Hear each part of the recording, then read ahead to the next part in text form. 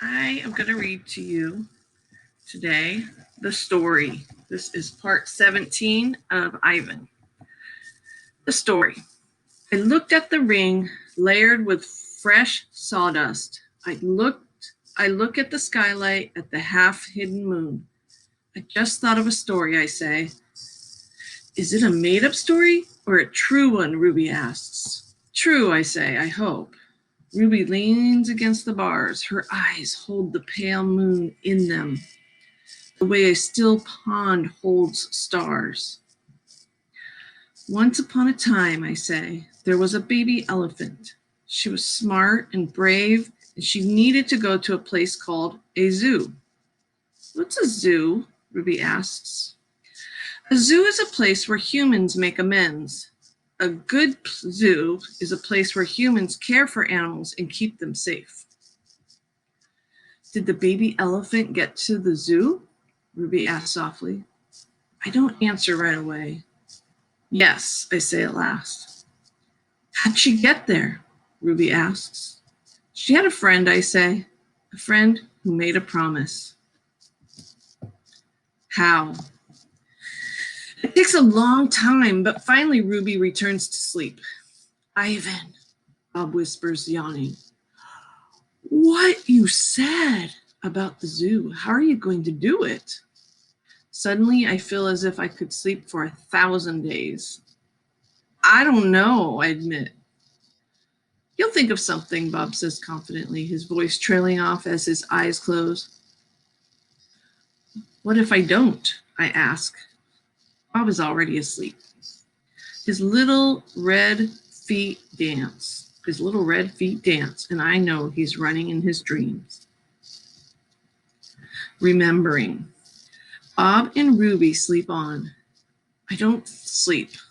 I think about the promise I made to Stella and the pictures I've made for Ruby. And I remember it all.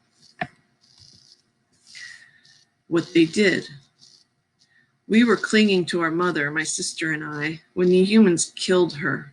They shot my father next. Then they chopped off their hands, their feet, and their heads. Ooh.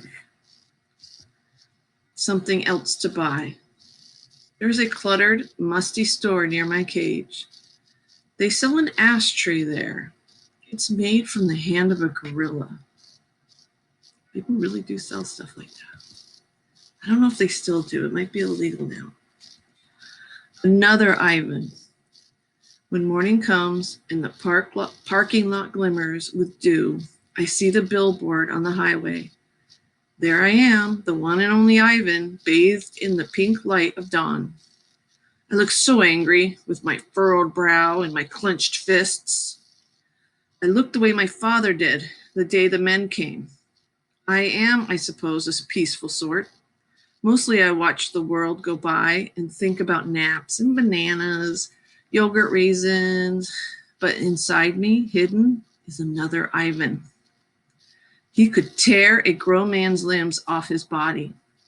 In the flicker of time it takes a snake's tongue to taste the air, he could taste revenge.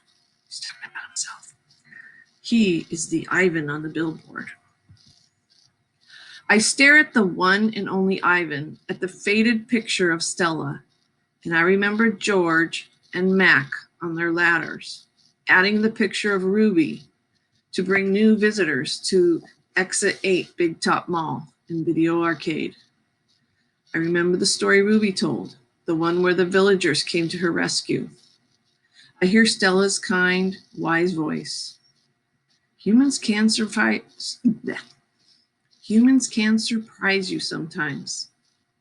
I look at my fingers, coated in red paint, the color of blood, and I know how to keep my promise. All right.